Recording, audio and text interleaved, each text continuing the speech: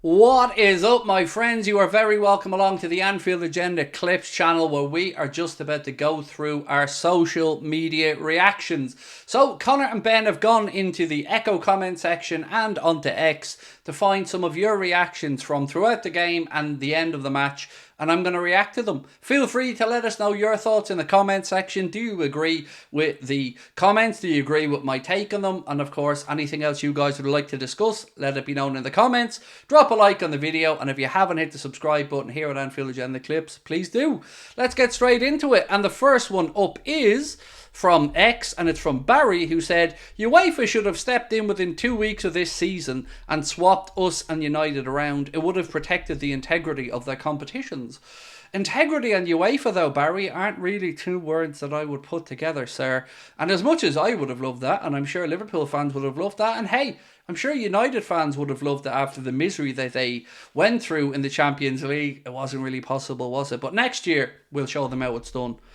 Next up, we've got a comment from, I don't know, exclamation mark, that said, imagine being a Sparta Prague player now and seeing Nunez sprint like a raging meth addict for the ball while 9-1 down. What's the point? He's brilliant. And that's what I love about him. And that's actually what I loved about Suarez as well. Maybe it's something in the water in Uruguay, but they just have that mentality where they do not have an off switch. They are 100 miles an hour. Suarez was, Darwin was. Doesn't matter if they're 9-1 up or 9-1 down. They still play with that same passion and intensity. And you know what? I wouldn't want it any other way. Absolutely love the guy. And we won't speak about the little tap over the bar he missed. He was just doing it, out of sportsmanship. Let's go with that one.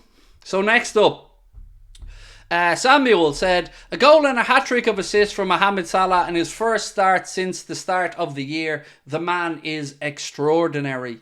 No notes from me, Samuel. Absolutely agree with you. I would add to it, though, it is also his 7th consecutive season that he has scored 20 plus goals. That's remarkable. 7 years in a row where the great man has bagged at least 20 goals in a campaign. And as you said, first game back, a hat-trick of assists, got himself a goal as well. What isn't to love? Michael Edwards, do your thing, sir.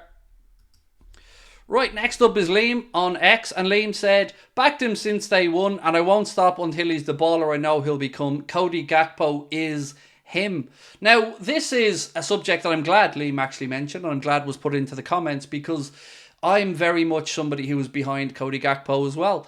I think people sometimes forget that he's still a very young man, that he's still learning a new league, a new environment, and we need to give him time. We are blessed that we've got some tremendous attackers at the football club, and we are really blessed as well that the age profile of our team, thanks to the refresh, has done us no harm. Cody Gakpo will be absolutely fine. Might take him a bit longer to stamp his place in this Liverpool squad, but for right now, again today, got himself a brace, and still some people, not this gentleman Liam, but some people are still on his back. Show him some love.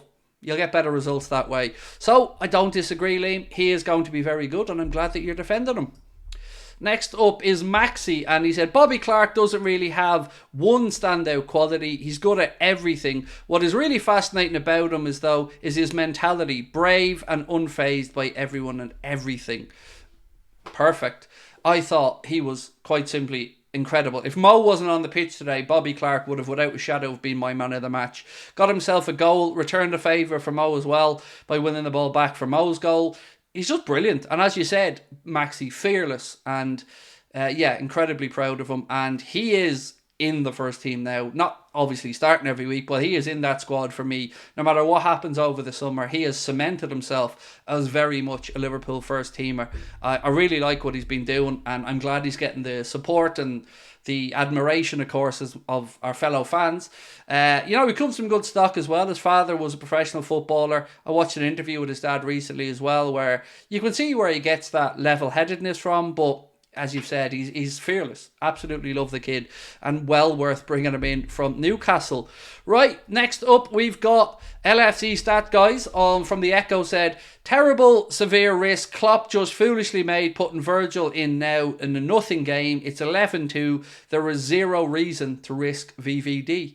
So I cannot lie. There was some choices tonight with team selection that I just thought that is way too strong. We've got to temper this back a little bit. I'm still baffled that Mo finished the game, although Klopp did say that he was going to take Mo off, but Bobby Clark felt a knock in his ankle and Jurgen wanted to just make sure he was okay. But yeah, I can't lie. I mean, when I seen Verge coming on, I was shaking my head myself. It felt like, I know Klopp respects all competitions, but this felt like an opportunity for us to have gotten another injury, and thankfully we didn't, so all's well and good, and we rock up to Old Trafford on Sunday looking to knock them out. But I don't think our friend here is on his own to feel like it was a little bit overly strong, and certainly with Verge coming on as well, it wasn't something that I expected, but thankfully it didn't end in any additional injury, so I think we're alright. Right, next one up is from same gentleman, LFC Stats Guy, said, fun, enjoyable game, how the sport should be, gonna sell Diaz for 90 million to PSG and Salah for 125 million to the Saudis over the summer, so enjoy them now if Diaz gets in the game, but because before the riches roll in. So, yes, there has been, sorry, I had a bit of a hiccup there, there's been lots of chats about whether Mohamed Salah will go. And I think of the three who are due a contract renewal, Mohamed Salah, Trent Alexander-Arnold and Virgil van Dijk, he's probably the most likely to depart in the summer. Although I hope Michael Edwards and Richard Hughes decide Mo deserves a new deal and gives him one, but I do fear you're probably right. With regards to Diaz, it's an interesting one because I don't know if it's his agent shopping him around. I don't know if maybe the club have said they're open to selling him. But over the past week, there's been links to Milan, to Barcelona, and of course recently to PSG. So let's wait and see what happens there. PSG have a Kylian Mbappe-shaped hole in their squad that will be coming up in the summer. So let's see where they go shopping. For me, I think it's going to take something upwards of 60, 70 million pound to even consider it. But I don't know. Let's see what the new manager, the new sporting director and the new football CEO have to say. And finally, Headlock LFC said, phew, we sneaked that one. Yeah, just about got over the line. Just the 11 goals to 2. I mean, if we're reserving the phew, we sneaked that one, I mean, are you a Leverkusen fan in disguise? Because wow, 2 goals down and managed to turn that around and win 3-2. So they're going to be in the draw for the quarterfinals. We're going to be in the draw for the quarterfinals. West Ham are in the draw, but Brighton went out. They did win on the night, but got beaten 4-1 on aggregate. So all eyes are on Switzerland tomorrow and the Europa League draw, and of course for many people the Champions League draw. For us, well, we want to know what you guys think of the video. Let us know in the comment section. Don't forget to hit the subscribe button if you haven't done so already. Most importantly as well, do hit a like.